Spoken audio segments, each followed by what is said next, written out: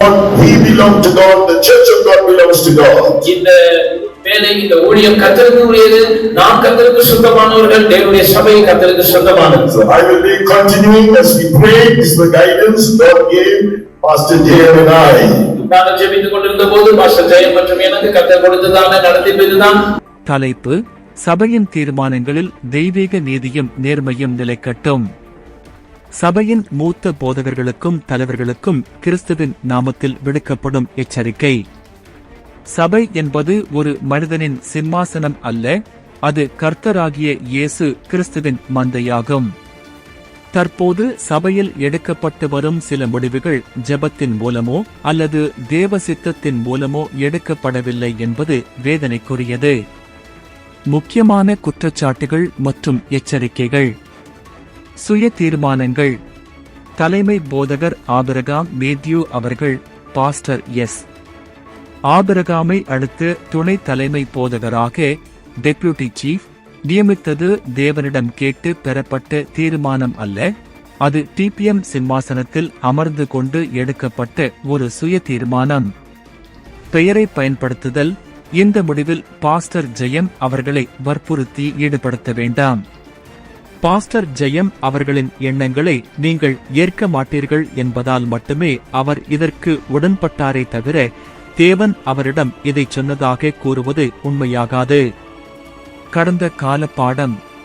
Pastor Victor மோகன் மற்றும் pastor David ஆகியோரின் எதிர்பாராத மரணங்கள் பாஸ்டர் ஆபிரகாம் மேத்யூ மற்றும் நிர்வாகத்தின் தவறான முடிவுகளால் விளைந்தவை என்பதை நினைவில் கொள்ள வேண்டும். அன்று பாஸ்டர் லூக்கா அவர்களுக்கு இழைக்கப்பட்ட அநீதியும் அவர் புறக்கணிக்கப்பட்டதும் பரலோகத்தின் கோபத்திற்கு காரணமாக அமைந்தது. தேவனுக்கு முன்பாக அன்று நடந்த அதே தவறுகள் இன்றும் தொடர்வது நியாயமானதல்ல. எனவே இந்த கடந்த கால சம்பவங்களை ஒரு பாடமாகவும் எச்சரிக்கையாகவும் கொண்டு நீதியுடனும் உண்மையுடனும் செயல்பட வேண்டியது அவசியம். வேதவசன எச்சரிக்கை. மேய்ப்பர்களுக்கு ஐயோ! ஆடுகளை சிதறடித்து அழிக்கிற மேய்ப்பர்களுக்கு ஐயோ என்று கர்த்தர் சொல்லுகிறார். எரேமியா 23:1. நியாயத்தீர்ப்பு தேவனுடைய வீட்டிலே துவங்குங்காலமாயிருக்கிறது. முந்தி நம்மிடத்திலே அது துவக்கினால் தேவனுடைய சுவிசேஷத்திற்கு கீழ்ப்படியாதவர்களின் முடிவு என்னமாயிருக்கும்? 1 பேதுரு 4:17. ஆகையால் சபை என்பது ஒரு தனிநபரின் விருப்பத்திற்கேற்ப இயங்கும் இடமல்ல, அது பரிசுத்த ஆவியானவரின் ஆளுகைக்கு உட்பட்டது.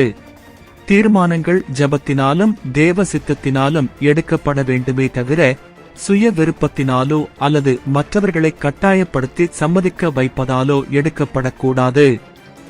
உண்மையை மறைப்பதும் தேவனுடைய நாமத்தை பயன்படுத்தி தவறான முடிவுகளை நியாயப்படுத்துவதும் பாரதூரமான விளைவுகளை ஏற்படுத்தும். தலைமையில் இருப்பவர்கள் கடந்த கால நிகழ்வுகளையும் அதில் எடுக்கப்பட்ட தவறான தீர்மானங்களையும் நினைவு கூர்ந்து மனந்திரும்ப வேண்டும். ஒருவரை புறக்கணிப்பதும் தகுதியற்றவர்களை உயர்த்துவதும் தேவனுக்கு முன்பாக அருவருப்பானவை. முடிவுரை. தலைமை என்பது அதிகாரத்தை செலுத்துவதற்கல்ல, ஊழியம் செய்வதற்கே. கடந்த கால தவறுகள், பாஸ்டர் லூக்கா புறக்கணிக்கப்பட்டது போன்றவை மீண்டும் நிகழாதபடி பார்த்துக் கொள்வது உங்கள் கடமை.